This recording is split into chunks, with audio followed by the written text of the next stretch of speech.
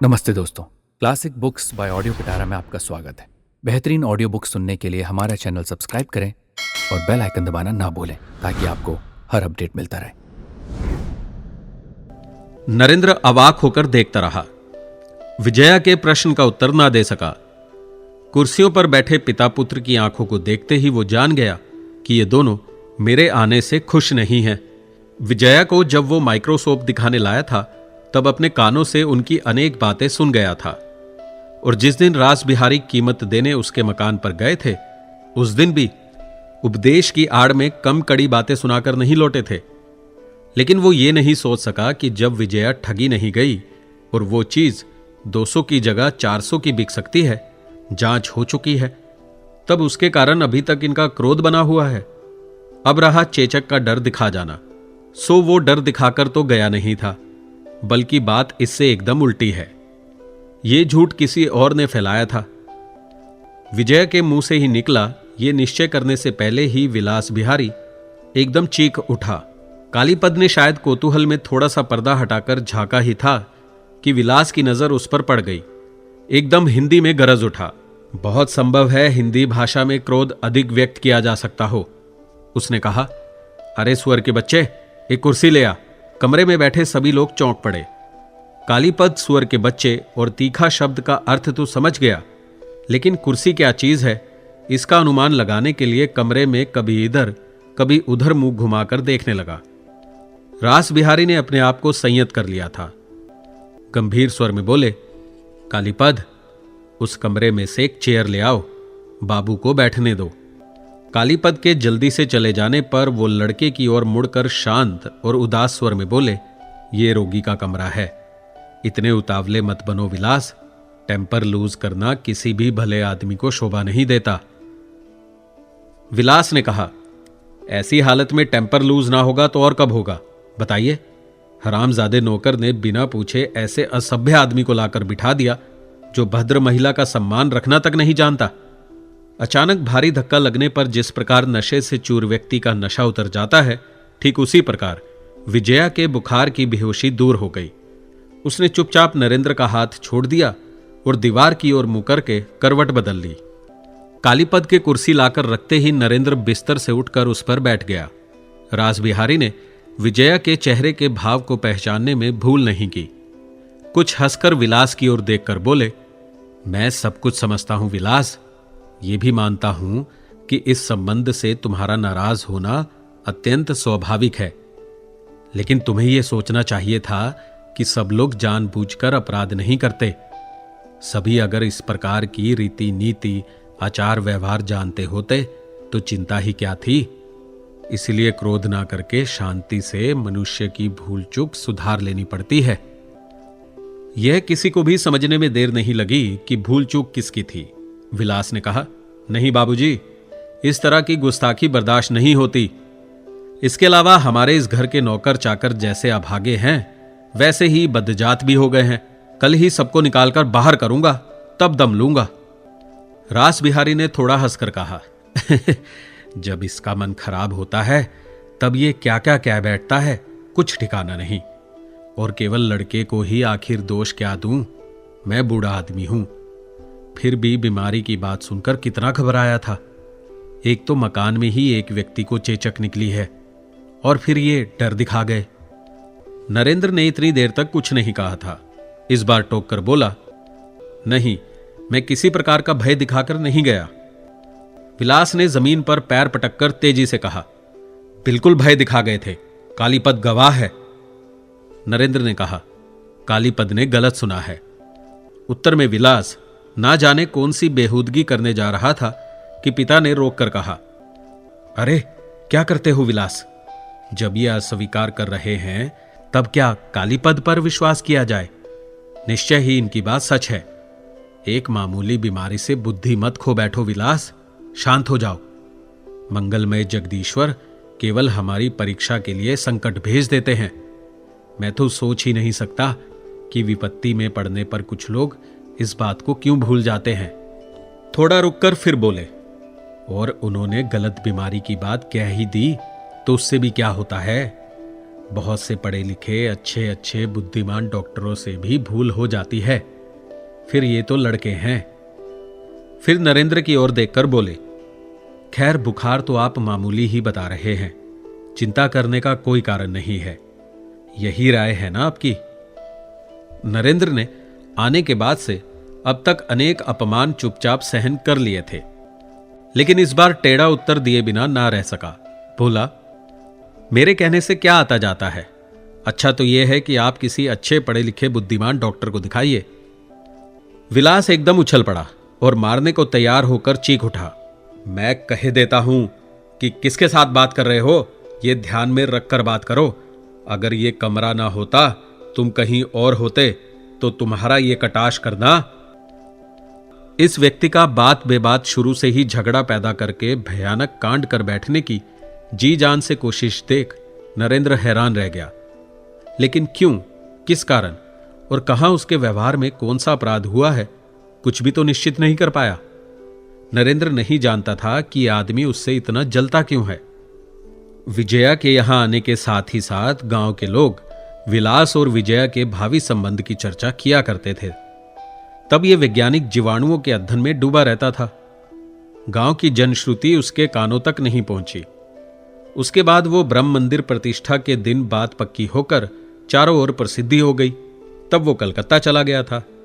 आज पिता पुत्र की बातचीत के ढंग से बीच बीच में उसे एक अनदेखी व्यथा की तरह कुछ खटक अवश्य रहा था, लेकिन उसे स्पष्ट करने का ना तो उसे समय ही मिला और ना ही उसे आवश्यकता थी। तभी विजया ने इस ओर मुंह फिराकर नरेंद्र के चेहरे पर अपनी पीड़ित व्यतीत आंखें गड़ाकर कहा, मैं जितने दिन जीऊंगी आपका एहसान मानूंगी, लेकिन जब इन लोगों ने दूसरे डॉक्टर के द्वारा ही मेरा इलाज कराने का निश्चय किया है, तो आप बेकार अपमान मत सहन कीजिए, लेकिन लौटते हुए दयाल बाबू को जरूर देखते जाइएगा।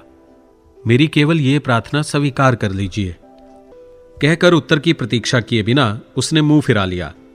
रास बिहारी ने बहुत पहले ही असल मामला समझ लिया था। जल्दी से बोल उठे, विचित्र बात है, जिसे तुमने बुला भेजा है, भला उसका अपमान करने की किसमें ताकत है? इसके बाद लड़के को बार बार बुरा भला कहकर इसी बात का ढिंडोरा पीटने लगे कि भारी बीमारी समझकर व्याकुलता के कारण विलास हित अहित का ज्ञान खो बैठा है। नरेंद्र चुपचाप उठा और छड़ी और छोटा बैग लेकर चुपचाप बाहर आ गया। रास बिहारी ने पीछे से पुकार कर कहा, नरेंद्र बाबू, आपसे एक जरूरी बात करनी है। और तुरंत उठकर लड़के को एकमात्र और अद्वितीय रूप से विजया के कमरे में प्रतिष्ठित करके उसके पीछे पीछे नीचे उतर गए। नरेंद्र को बगल के कमरे में बैठाकर भूमिका के बहाने कहा, 5 आदमियों के सामने तुम्हें बाबू कहूं या बेटा, लेकिन ये नहीं भूल सकता कि तुम हमारे जगदीश के बेटे हो। वनमाली और जगदीश स्वर्ग चले गए, केवल मैं बचा हूं।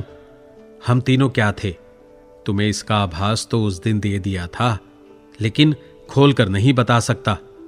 मेरा दिल मानो फट जाना चाहता है नरेंद्र। वास्तव में माइक्रोस्कोप की कीमत देते समय उन्होंने अनेक बातें कही थी। नरेंद्र चुपचाप सुनता रहा।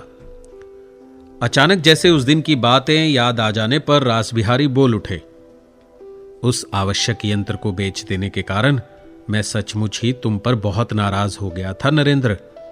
लेकिन बेटा, नाराज हो गया था बहुत रूखा है। दुनियादारी के लिहाज से नाराज नहीं हुआ था कहना ही अच्छा होगा। मेरे द्वारा जो नहीं हो सकता उसके लिए दुखी होना बेकार है। ना जाने कितने लोगों के निकट बुरा बनता हूं, कितने गालियां देते हैं। हितैषी लोग कहते हैं कि तुम झूठ कभी नहीं बोल सकते रास बिहारी। हम लोग भी झूठ बोलने के लिए नहीं कहते, लेकिन कुछ घुमा फिराकर बोलने से अगर गाली गलोच से छुट्टी मिल जाती है तो वैसा क्यों नहीं करते। लेकिन बेटा, जो हुआ नहीं उसे बनाकर घुमा फिराकर कैसे कहा जा सकता है। जाने दो बेटा, अपने संबंध में चर्चा करना मैंने कभी पसंद नहीं किया। और एक बात जानते हो नरेंद्र, मैंने बाल इस दुनिया में रहकर ही सफेद कर डाले हैं, लेकिन क्या करने और क्या कहने से सुख सुविधा मिलती है, आज तक पके सिर में नहीं आ सका। नहीं तो ये बात तुम्हारे मुंह पर ही कहकर कि मैं तुमसे नाराज हुआ था, तुम्हें क्यों कष्ट पहुंचाता? नरेंद्र ने विनम्रता से कहा, जो सत्य है आप वही कहते हैं, इसमें दुखी होने की तो कोई बात नहीं है। रास बिहारी गर्दन हिलाते हिलाते बोले, नहीं, ये बात मत कहो नरेंद्र, कठोर बात की ठेस लगती ही है। लेकिन मैं चुप नहीं रह सका। सोचा, बहुत दुख में ही अपनी जरूरी चीज बेच गया है, उसकी कीमत जो भी हो, जब तय हो चुकी है तब कुछ सोचा नहीं जा सकता, और कीमत देने में भी देर नहीं की जा सकती। हमारी विजया बेटी की जब इच्छा है और जितने दिनों में देने की हो रुपए दे, लेकिन मैं अभी जाकर खुद दे आऊं तो रुपए पाकर बेचारा विदेश जा सकेगा। एक दिन देर करना भी उचित नहीं है, जबकि वो हमारे जगदीश का लड़का है। नरेंद्र ने उस समय की कड़वी बातों को याद करके दुखी मन से पूछा, क्या उनकी कीमत देने की इच्छा नहीं थी? वृद्ध ने गंभीर होकर कहा, नहीं, ये बात तो मेरे मन में आई नहीं, लेकिन तुम तो जानते हो। नहीं, जाने दो, कहकर वो एकदम चुप हो गए। रास बिहारी आदमी पहचानते थे। नरेंद्र की आज की बातचीत और व्यवहार से उन्हें भीषण संदेह हो गया था कि नरेंद्र अभी तक असली बात नहीं जानता। बोले, विलास के आचरण से मैं जितना दुखी हुआ हूं उतना ही लज्जित भी। इस माइक्रोस्कोप की ही बात कहता हूं। विजया विलास की सलाह लेकर उसे खरीदती तब तो कोई बात ही नहीं उठती। तुम ही बताओ, क्या यह उसका कर्तव्य नहीं था? विजया के कर्तव्य को ठीक तरह से ना समझ पाने के कारण नरेंद्र जिज्ञासा से उनका मुंह ताकता रहा। रास बिहारी ने कहा, उसकी बीमारी की खबर पाकर विलास कितना व्याकुल हो उठा है, हमें समझने के लिए बाकी ही नहीं है। सारी भलाई बुराई, सारी जिम्मेदारी उसी के सिर पर तो है। चिकित्सा और चिकित्सक निश्चित करना उसी का काम है। उसकी राय के बिना तो कुछ हो ही नहीं सकता। विजया ने अंत में स्वयं भी तो ये समझ लिया, लेकिन 2 दिन पहले सोच लेती तो ये अप्रिय घटनाएं ना होती। अब वो छोटी लड़की नहीं है, सोचना तो उचित था। क्यों उचित था, ये ना समझ पाने के कारण नरेंद्र वृद्ध के प्रश्न का समर्थन ना कर सका, लेकिन मन में आशंका जाग उठी। लेकिन बेटा, तुम विलास के मन की हालत समझकर अपने मन में गलानी मत रखना। मेरा एक अनुरोध और है नरेंद्र, इन लोगों का विवाह बैसाख में होगा। अगर कलकत्ता में रहें तो अभी से कहे देता हूं, इस शुभ कार्य में तुम्हें योगदान देना होगा। नरेंद्र कुछ नहीं कह सका, सिर्फ गर्दन हिलाकर बताया, अच्छा। रास बिहारी बोले, ये विवाह मंगलमय की एकांत इच्छा से हो रहा है। दूसरे, ये संबंध इन दोनों के जन्म लेते ही निश्चित हो गया था। खैर, तो क्या अब कलकत्ता में ही रहना होगा? काम मिलने की कोई आशा वाशा है? हां, एक विलायती दवाइयों की दुकान में मामूली सा काम मिल गया है। रास बिहारी खुश होकर बोले, अच्छी बात है, दवाइयों की दुकान में अच्छा पैसा है, टिक कर रह सके तो सिलसिला जमा लोगे। नरेंद्र इस इशारे के पास भी नहीं फटका, बोला, जी हां। कितना वेतन देते हैं? नरेंद्र बोला, बाद में कुछ अधिक दे सकते हैं, इस समय तो कुल 400 देते हैं। 400? रास बिहारी के आश्चर्य की सीमा ना रही। दिन चढ़ते देख नरेंद्र उठ खड़ा हुआ। दयाल बाबू के 2-4 चेचक के दाने दिखाई पड़ रहे थे, उन्हें देखने जाना था। उसने पूछा, परेश अब कैसा है, आप बता सकते हैं? उसे गांव के घर भिजवा दिया है, कैसा है कह नहीं सकता। दोनों कमरे से बाहर निकल आए। रास बिहारी को फिर ऊपर जाना था, लड़का प्रतीक्षा कर रहा होगा। उसने चिकित्सा का क्या प्रबंध किया यह भी जानना था।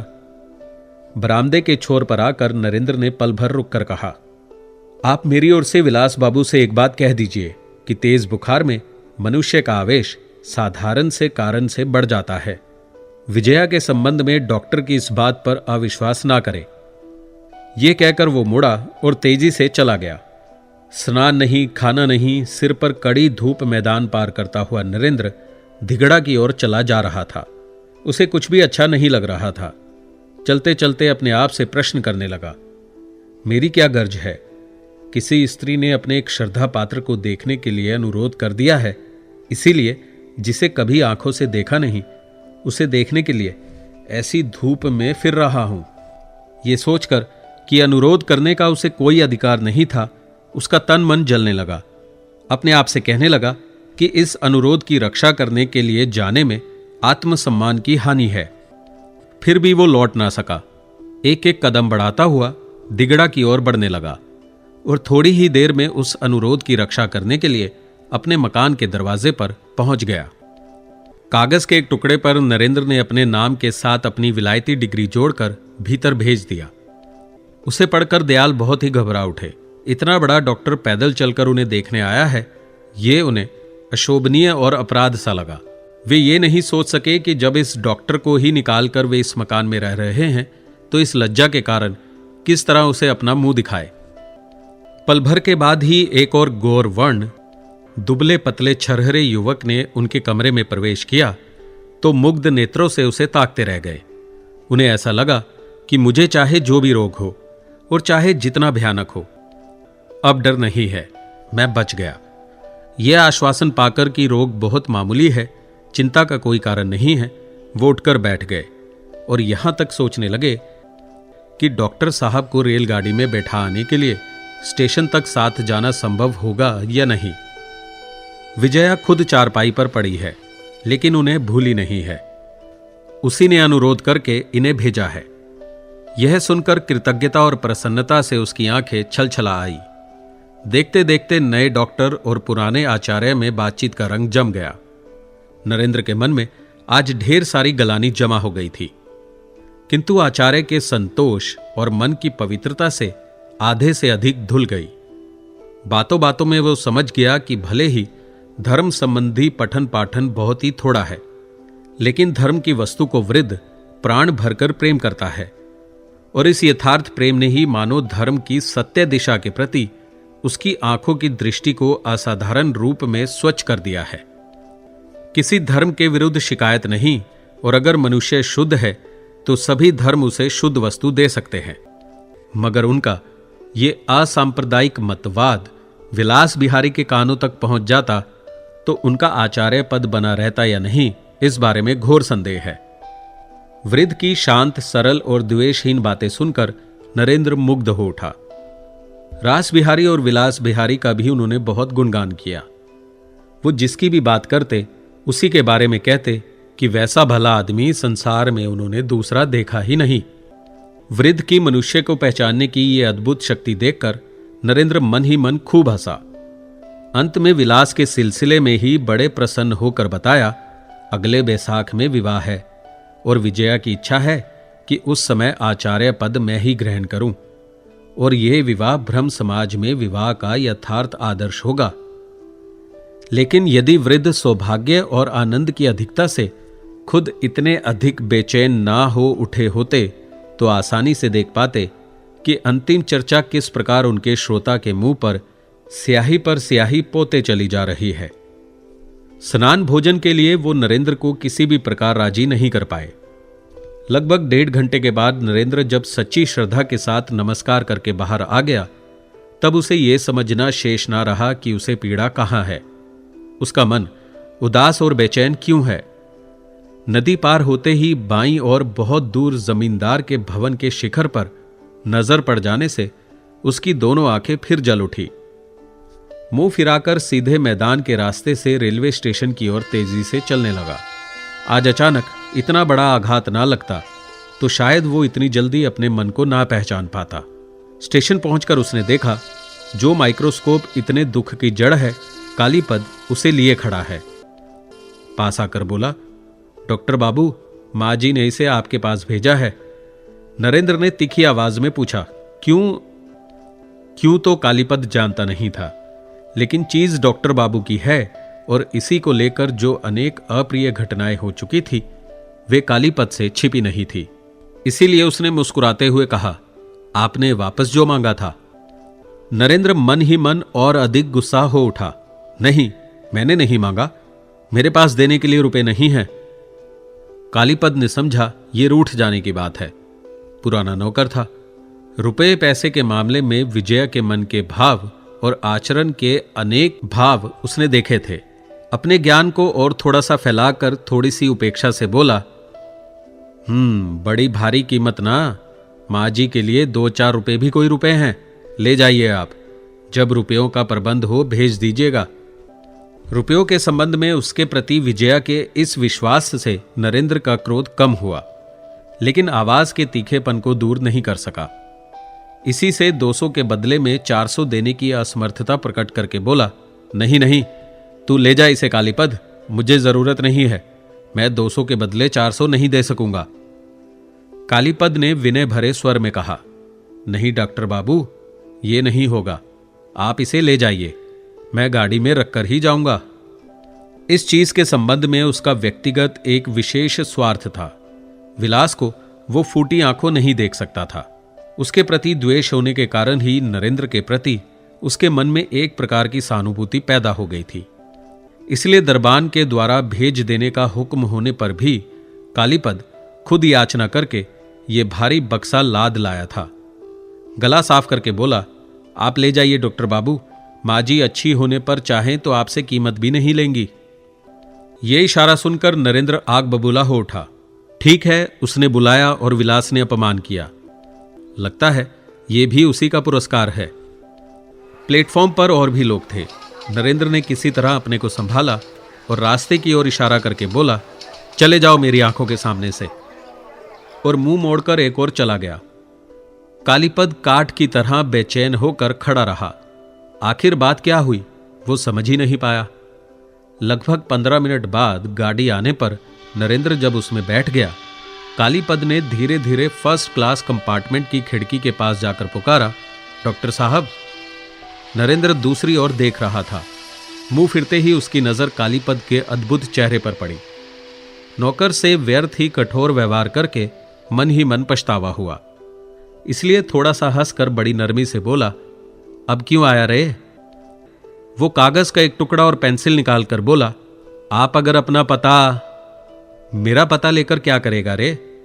मैं कुछ नहीं करूंगा, माँ जी ने कहा था। माँ जी के नाम से नरेंद्र आपे में नहीं रहा। जोर से डांट कर बोला, दूर हो जा सामने से, पाजी बदमाश कहीं का। कालीपद चौंक कर 2 कदम पीछे हट गया।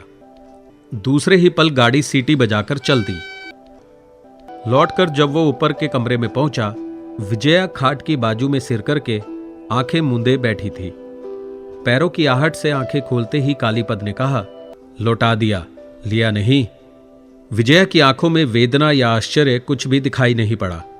कागज पेंसिल मेज पर रखकर बोला, बाबा रे क्या गुस्सा है? ठिकाना पूछने पर बिगड़कर मारने दौड़ा। प्रत्युत्तर में विजया मौन रही।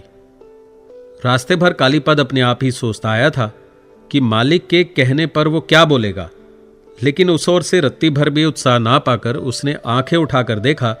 विजया की नजरें वैसे ही भाव शून्य थी। अचानक उसके मन में आया कि जानबूझकर ही विजया ने यह बेकार का काम उसे सौंपा था। इसी से चुपचाप कुछ देर खड़ा रहा, फिर धीरे धीरे बाहर चला गया। हालांकि 5-6 दिन में विजया की बीमारी दूर हो गई, लेकिन शरीर स्वस्थ होने में देर होने लगी। विलास ने अच्छे डॉक्टर द्वारा शक्तिवर्धक दवाइयों का प्रबंध करने में कोई कमी नहीं की, लेकिन कमजोरी दिन पर दिन बढ़ती ही चली गई।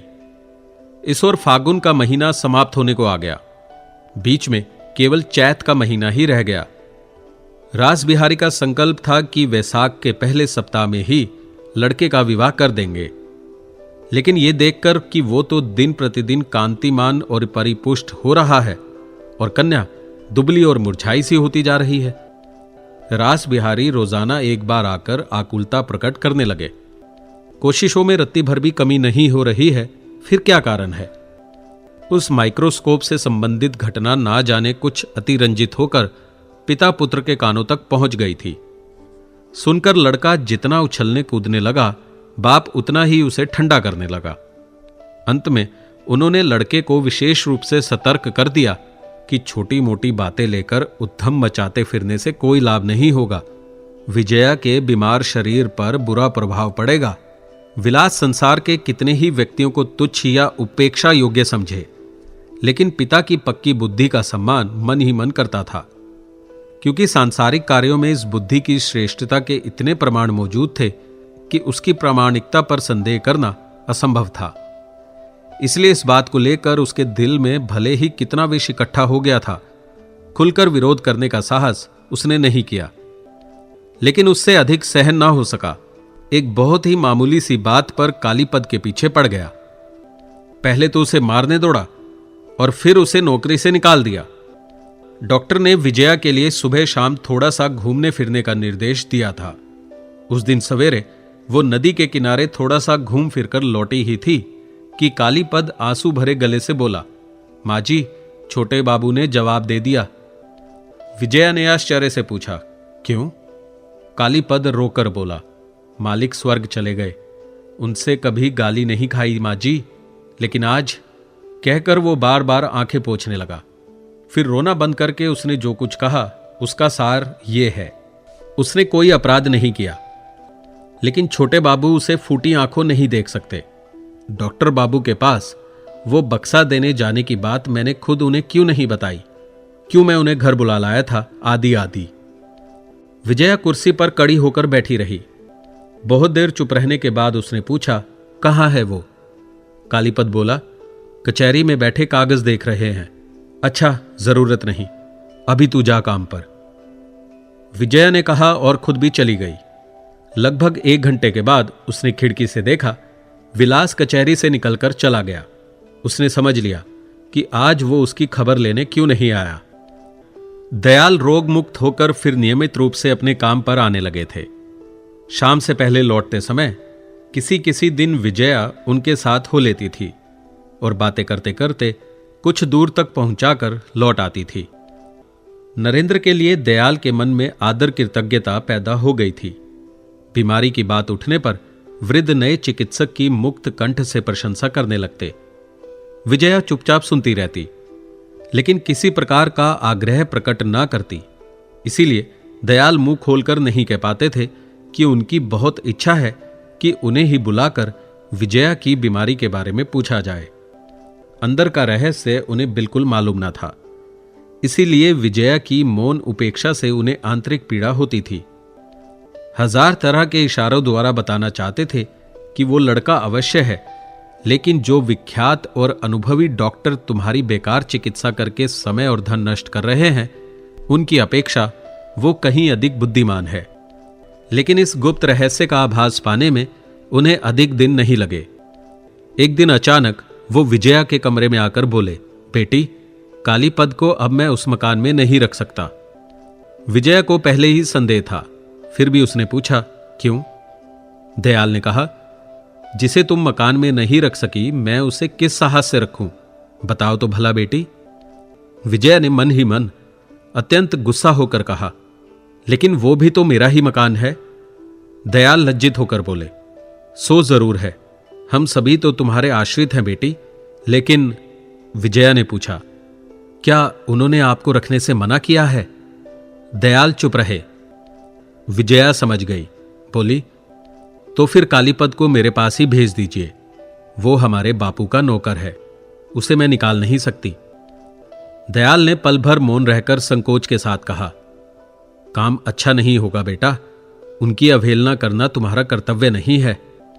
विजया सोचकर बोली, तो फिर आप क्या करने को कहते हैं? दयाल ने कहा, तुम्हें कुछ भी करना नहीं होगा। कालीपद खुद ही घर जाना चाहता है। मैं कहता हूं कुछ दिनों के लिए वो चला ही क्यों ना जाए। बहुत देर तक चुप रहने के बाद एक लंबी सांस छोड़कर विजया बोली, तो फिर चला जाए, लेकिन जाने से पहले उसे एक बार यहां भेज दीजिएगा। लंबी सांस की आवाज से चकित होकर वृद्ध ने मुंह उठाते ही देखा, विजया के मुरझाए चेहरे पर गहरी घृणा उभर आई थी। वो हैरान रह गए, लेकिन इस संबंध में और कुछ कहने का साहस उन्हें नहीं हुआ। इसके बाद 5-6 दिन तक दयाल दिखाई न पड़े। विजया ने कचहरी में पता लगाया, मालूम हुआ कि वो काम पर नहीं आते। इससे बेचैन होकर जब वो सोच रही थी कि आदमी भेजकर पता लगाना आवश्यक है या नहीं, उसने दरवाजे के बाहर उनका खांसना सुना। वो बड़ी प्रसन्नता से उसी और उन्हें आदर से कमरे में लाई और कुर्सी पर बैठा दिया। दयाल की पत्नी हमेशा बीमार रहती थी। अचानक बीमारी बढ़ जाने के कारण वो काम पर नहीं आ सके थे। उन्हें खुद ही खाना बनाना पड़ता था। उसकी बातों से विजया ने ये तो समझ लिया कि भय की कोई बात नहीं, फिर भी पूछा, अब वो कैसी है? दयाल बोले, आज अच्छी है। नरेंद्र बाबू को चिट्ठी लिखी थी, वो कल तीसरे पहर आकर दवा दे गए हैं। कैसी अद्भुत चिकित्सा है बेटी, 24 घंटे के अंदर अंदर 12 आने रोग चला गया है। विजया होठ दबाकर हंसी, फिर बोली, अच्छी क्यों ना होगी, आप सबका क्या साधारण विश्वास है उन पर। दयाल बोले, ये सच है, लेकिन विश्वास यूं ही तो नहीं हो जाता बेटी, हमने परीक्षा करके देख लिया है। ऐसा लगता है कि घर में पांव रखते ही सब ठीक हो जाएगा। अवश्य हो जाएगा। विजया फिर मुस्कुराई। दयाल ने खुद भी थोड़ा सा हंसकर कहा, वो केवल उसका इलाज नहीं कर गए हैं बेटी, और भी एक व्यक्ति की व्यवस्था कर गए हैं। उन्होंने एक कागज टेबल पर खोलकर रख दिया। ये एक प्रिस्क्रिप्शन था, ऊपर विजया का नाम लिखा था। लिखावट पर नजर पड़ते ही वे थोड़े से अक्षर जैसे आनंद के बाण बनकर विजया के दिल में आ लगे। पल भर के लिए चेहरा रक्तिम हो उठा, फिर राख के समान फीका पड़ गया। वृद्ध अपनी सफलता के आनंद में ऐसे विभोर थे कि उन्होंने उस ओर देखा तक नहीं। बोले, तुम्हें उपेक्षा नहीं करने दूंगा बेटी, तुम्हें इस दवा की परीक्षा करके देखनी होगी। विजया ने अपने आप को संभाल कर कहा, लेकिन यह तो अंधेरे में पत्थर फेंकना है। वृद्ध ने गर्वीले स्वर में कहा, यह तुम क्या कहती हो? इन्हें क्या तुमने उन डॉक्टरों जैसा समझ लिया है बेटी, जो फीस देते ही दवा लिख देते हैं? ये तो विलायत पास करके आए हुए बहुत बड़े डॉक्टर हैं। रोगी को अपनी आंखों से देखे बिना वो कुछ नहीं बताते। उन्हें अपनी जिम्मेदारी का क्या साधारण ज्ञान है बेटी। विजया ने बनावटी आश्चर्य से आंखें फैलाकर कहा, अपनी आंखों से देखकर कैसे? किसने कहा कि वे मुझे देख गए हैं? केवल आपके मुंह से सुनकर ही उन्होंने ये दवा लिख दी होगी। दयाल बार बार सिर हिलाते हुए कहने लगे, नहीं नहीं, बिल्कुल नहीं। कल जब तुम अपने बगीचे की रेलिंग पकड़कर खड़ी थी, तब ठीक तुम्हारे सामने के रास्ते से ही वो पैदल चलकर गए थे और तुम्हें अच्छी तरह देख गए थे। शायद उस समय तुम्हारा मन इधर उधर था। विजया चौंक कर बोली, साहबों जैसी वेशभूषा थी क्या? सिर पर हैट था? दयाल हां हां करके हंसते हुए कहने लगे, कौन कह सकता था कि वो हमारे सब जातीय बंगाली हैं। मैं स्वयं भी तो चौंक पड़ा था बेटी। सामने से होकर गए, आंखों के आगे से गए, उसे देखते गए, फिर भी एक बार से अधिक उनकी ओर देखा तक नहीं, बल्कि ये सोचकर कि पुलिस का कोई अंग्रेज अधिकारी होगा, उसने उपेक्षा से आंखें हटा ली थी। वृद्ध को इसका पता ही ना चल पाया कि विजया के दिल में कैसा तूफान मचल उठा है। वो अपने आप ही कहते चले गए, बीच में केवल चैत का महीना बाकी है। बैसाख के पहले या अधिक से अधिक दूसरे सप्ताह में तो विवाह है। मैंने कहा, बिटिया का शरीर अच्छा नहीं हो रहा डॉक्टर बाबू, कोई ऐसी दवा दीजिए जिससे। उनकी बात यहीं अधूरी रह गई। उनके अचानक रुक जाने से विजया ने मुंह उठाकर उनकी नजरों का पीछा करते ही विलास को कमरे में आते देखा। कमरे में आते ही उसने महसूस किया कि जो आलोचना चल रही थी उसके आ जाने से बंद हो गई है। इससे विलास की आंखें और चेहरा क्रोध से काला पड़ गया, लेकिन अपने आप को संभाल कर वो पास आकर एक कुर्सी खींचकर बैठ गया। सामने ही प्रिस्क्रिप्शन पड़ा था। उसने उठा लिया और शुरू से लेकर आखिर तक 3-4 बार पढ़कर वहीं रख देने के बाद बोला, नरेंद्र डॉक्टर का प्रिस्क्रिप्शन जान पड़ता है। आया किस तरह? शायद डाक से? किसी ने उत्तर नहीं दिया। विजया मुंह फिराकर खिड़की से बाहर देखने लगी। विलास ईर्ष्या से जलते हुए थोड़ा सा हंसकर बोला, डॉक्टर तो बस नरेंद्र डॉक्टर है, इसी से लगता है इनसे कोई दवा पी ही नहीं जाती। शीशी की दवा शीशी में ही सड़ती रहती है और फिर फेंक दी जाती है। खैर, ये सब हुआ, लेकिन काली काल के इन धनवंतरी ने यह कागज भेजा किस प्रकार, सो तो सुनूं। डाक से भेजा है? इस प्रश्न का भी किसी ने उत्तर नहीं दिया। तब उसने दयाल की ओर देखकर कहा, अब तक तो आप खूब लेक्चर झाड़ रहे थे, सीढ़ियों से ही सुनाई दे रहा था। पूछता हूं, आप कुछ जानते हैं? जब से जमींदारी में विलास बिहारी के अधीन काम करना शुरू किया है, दयाल मन ही मन उससे डरने लगे हैं।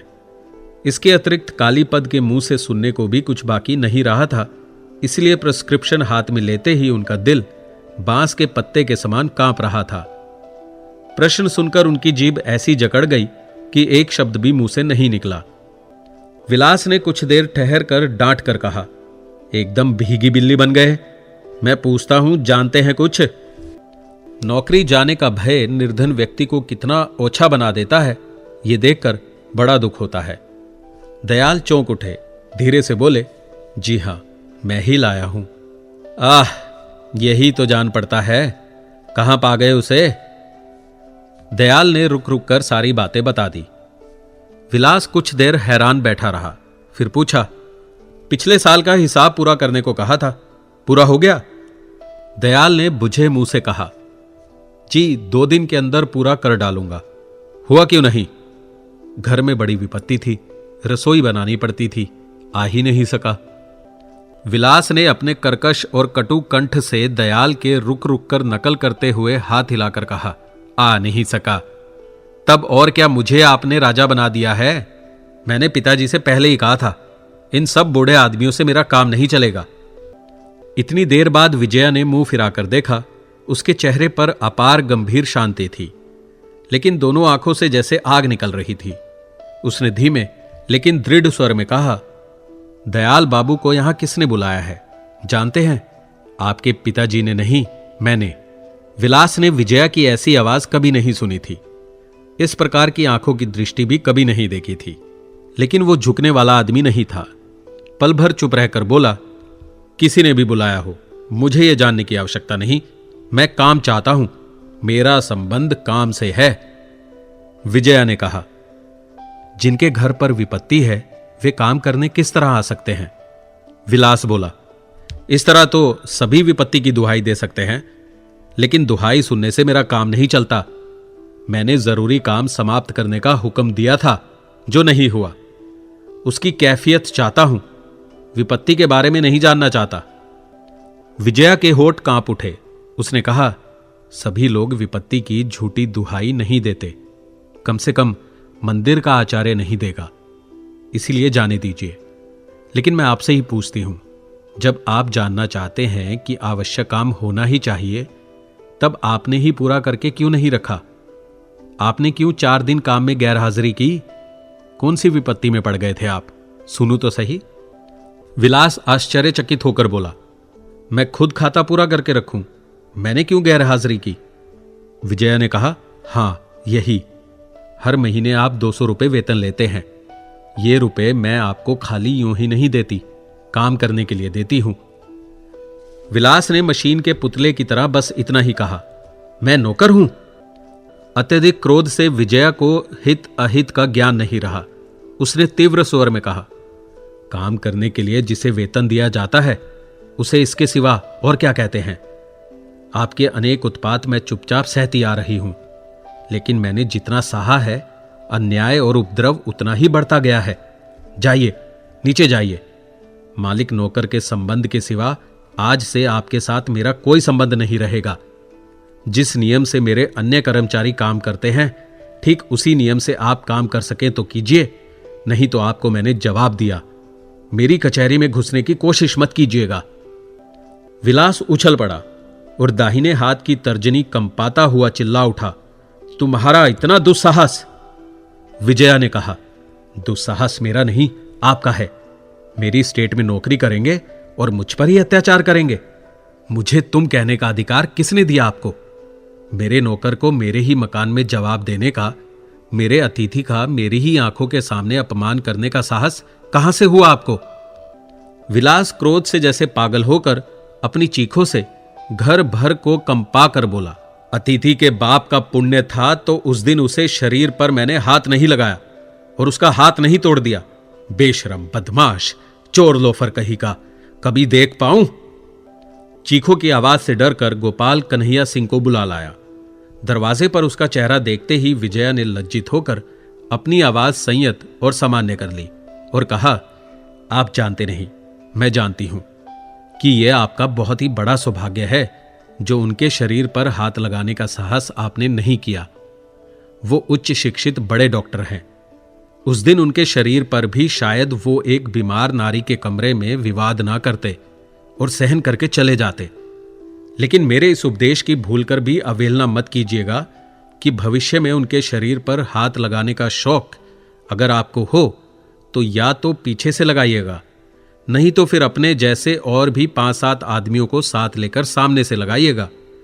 लेकिन बहुत हो हल्ला हो चुका है, अब रहने दीजिए। नीचे से नौकर चाकर दरबान तक डरकर ऊपर चढ़ाए हैं। जाइए, नीचे जाइए। कहकर वो उत्तर की प्रतीक्षा तक किए बिना बगल के दरवाजे से दूसरे कमरे में चली गई। अपने लड़के के मुंह से सारी बातें सुनकर क्रोध से, विरक्ति से और आशा भंग होने की घोर निराशा से रास बिहारी का ब्रह्म ज्ञान और उसके संबंध का नकली चेहरा पल भर में खिसक कर गिर गया।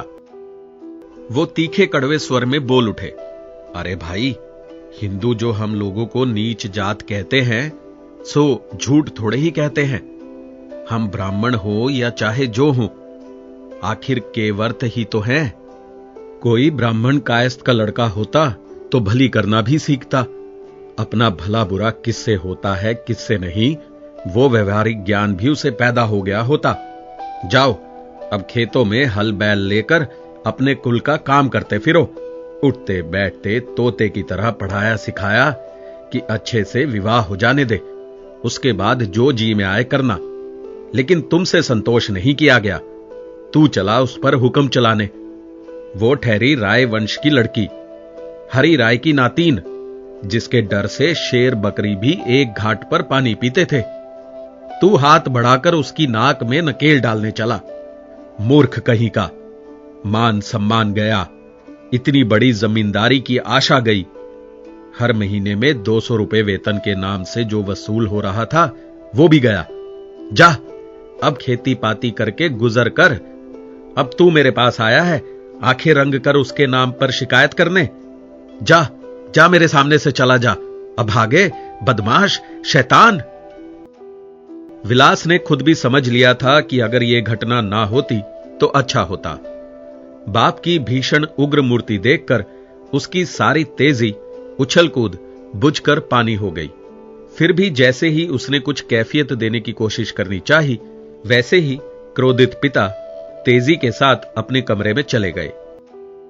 लेकिन रास बिहारी गुस्से से लड़के से चाहे जो कह दे, लेकिन काम के समय क्रोध में जल्दबाजी करके काम मिट्टी कर देने वाले नहीं थे। आलस्य करके भी कभी उद्देश्य को नष्ट नहीं करते थे।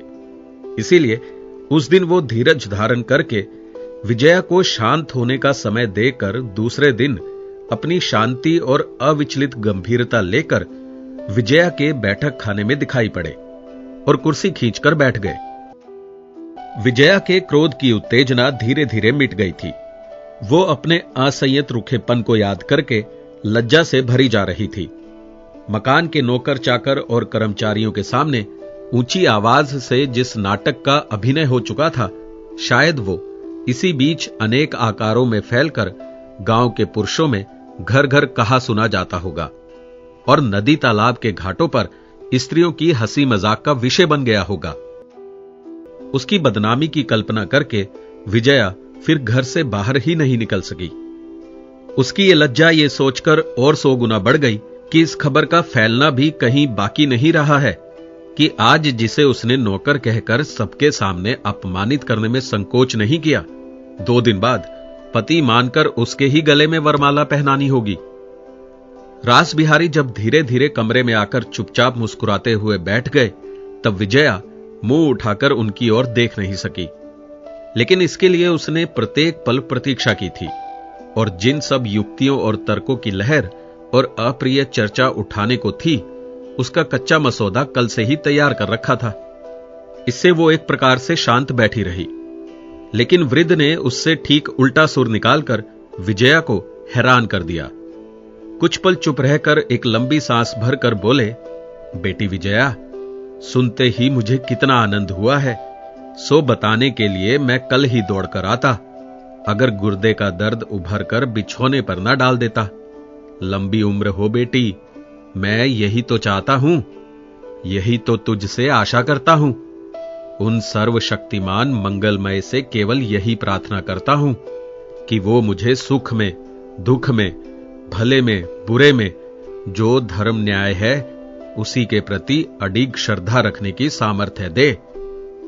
ये कहकर उन्होंने हाथ माथे पर लगाकर और आंख बंद करके सर्वशक्तिमान को प्रणाम कर लिया। फिर आंखें खोलकर उत्तेजित स्वर में कहने लगे, लेकिन ये बात किसी भी प्रकार सोच नहीं पाता कि विलास मेरे समान सीधे भोले उदासीन व्यक्ति का लड़का होकर इतना बड़ा पक्का कामकाजी कैसे बन बैठा, जिसके पिता में आज भी संसार के कामकाज का ज्ञान, लाभ हानि का विचार पैदा नहीं हुआ। वो इतनी सी ही उम्र में ऐसा पक्का कामकाजी किस तरह हो गया? क्या उनका खेल है? क्या संसार का रहस्य है? कुछ भी तो समझने का उपाय नहीं है बेटी। कहकर आंखें मूंद कर उन्होंने फिर सिर झुका लिया। विजया चुपचाप बैठी रही। रास बिहारी थोड़ी देर चुप रहकर कहने लगे, लेकिन अति किसी भी बात की अच्छी नहीं होती। जानता हूं, कार्य साधन ही विलास का प्राण है। इस स्थान पर वो अंधा है। कर्तव्य कर्म की अवहेलना उसके दिल में शूल के समान चुभती है। लेकिन इसीलिए क्या माननीय व्यक्ति का सम्मान नहीं रखा जाएगा? दयाल जैसे व्यक्ति की गलती क्षमा करना क्या आवश्यक नहीं है? जानता हूं, अपराध छोटे बड़े, धनी निर्धन का विचार नहीं करता, लेकिन क्या इसी से उसे अक्षर अक्षर मानकर चलना होगा? सब समझता हूं, काम ना करना भी दोष है। सूचना दिए बिना गैर हाजिर रहना भी अन्याय है। ऑफिस का अनुशासन भंग करना भी ऑफिस के अधिकारी के पक्ष में अपराध है। लेकिन दयाल को भी क्या? नहीं बेटी, हम बूढ़े भी हैं। हम में वो तेज भी नहीं है, वो शक्ति भी नहीं है। साहब लोग विलास की कर्तव्य निष्ठा की कितनी ही प्रशंसा करें, उसे कितना ही बड़ा समझे, हम अच्छा नहीं कह सकते। अपना लड़का है, इसीलिए तो झूठ नहीं बोल सकता बेटी। मैं कहता हूं, काम ना हो 2 दिन बाद ही हो जाता, 10 रुपयों की हानि ही हो जाती। लेकिन क्या इतने से ही मनुष्य की भूल चूक, दुर्बलता क्षमा नहीं करनी चाहिए? तुम्हारी जमींदारी के हित अहित में ही विलास का पूरा मन लगा रहता है। लेकिन मुझे गलत मत समझो बेटी। धन संपत्ति की रक्षा करना गृहस्थ का परम धर्म है। उसकी उन्नति करना और बड़ा धर्म है, क्योंकि उसके बिना संसार का हित नहीं किया जा सकता। विलास के हाथ से तुम्हारी दोनों की जमींदारी 2 गुनी चौगुनी, यहां तक कि 10 गुनी हो गई है। यह सुनकर मुझे रत्ती भर भी आश्चर्य नहीं होगा। हो भी यही रहा है। मैं इसी से उन अद्वितीय निराकार के श्री चरण कमलों में बराबर भीख मांगता हूं कि उसकी उद्दंडता के लिए तुमने जो दंड दिया है, उसी से वो आगे के लिए सचेत हो जाए। संसार में क्या हम केवल काम करने ही आए हैं? काम के कारण क्या दया माया भूल जानी होगी? अच्छा ही हुआ बेटी, आज उसे तुम्हारे ही हाथ से सर्वोत्तम शिक्षा पाने का अवसर मिला।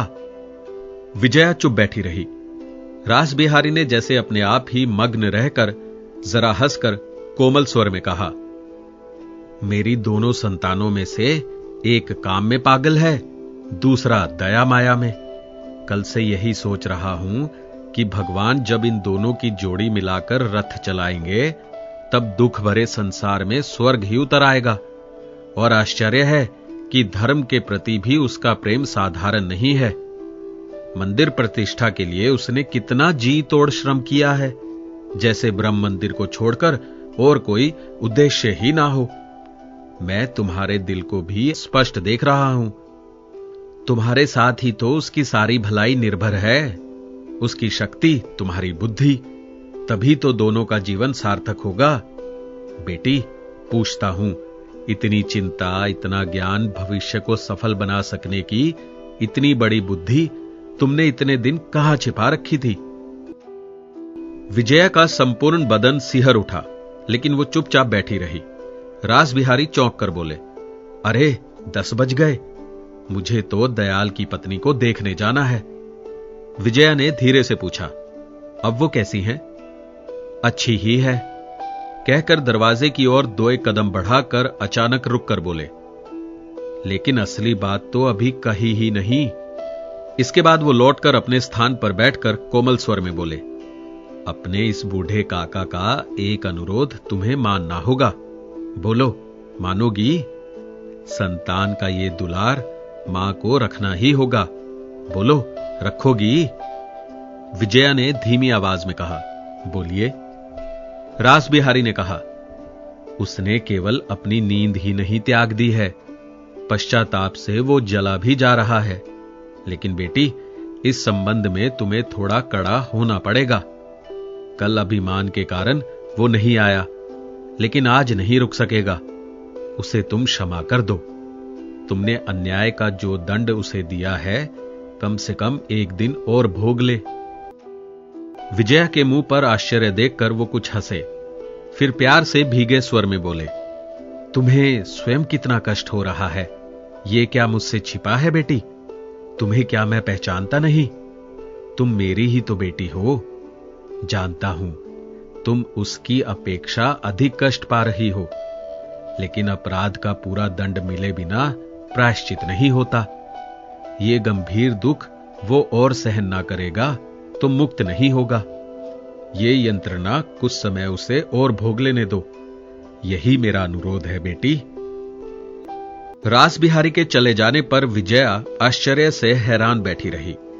उसका विचार था कि विलास चोट खाकर अकेला रह गया है, लेकिन बदला लेते समय अकेला नहीं आएगा, और तब रास बिहारी के साथ उसे बहुत ही कड़े ढंग से बरतने का मौका मिल जाएगा। जब वृद्ध धीरे धीरे बाहर चला गया, तब उसके मन से भय का भारी पत्थर ही नहीं हट गया, बल्कि इस व्यक्ति को कभी वो आंतरिक श्रद्धा करती थी, ये बात भी उसे याद आ गई। और वो श्रद्धा धीरे धीरे क्यों चली गई? उसके मन में संशय उठने लगा कि वृद्ध का यथार्थ संकल्प ना समझकर ही मैंने उनके प्रति मन में अविचार किया है। लेकिन वृद्ध की बातों में जो संकेत सबसे अधिक छिपा रहकर सबसे अधिक स्पष्ट हो रहा था, वो था विलास का असीम प्रेम और उसका निश्चित फल प्रबल ईर्ष्या। कालीपद आकर बोला, मां जी, तो फिर घर को एक और चिट्ठी लिखकर दूं कि अब मेरा आना ना हो सकेगा? अच्छा। कालीपद जाने लगा तो विजया ने उसे बुलाकर लज्जा और दुविधा के साथ कहा, ना हो तो मैं कहती हूं कालीपद, चिट्ठी जब लिख ही दी है तब महीने के लिए घर हो ही आओ। उनकी बात भी रह जाए और तुम्हारा भी घर जाना हो जाए। बहुत दिनों से गए भी तो नहीं हो। कालीपद चकित हो गया, फिर सहमत होकर बोला, अच्छा तो मैं महीने भर के लिए घूम ही आता हूं मां जी। उसके चले जाने पर अपनी इस दुर्बलता पर विजया को ना जाने कैसी भारी लज्जा लगने लगी, फिर भी वो उसे लौटाकर मना नहीं सकी। दोस्तों, आपको ये कहानी कैसी लगी हमें जरूर बताइएगा। लाइक और कमेंट कीजिए और अपने दोस्तों के साथ ये कहानी जरूर शेयर कीजिए। Thank you so much. Audio पिटारा सुनना जरूरी है।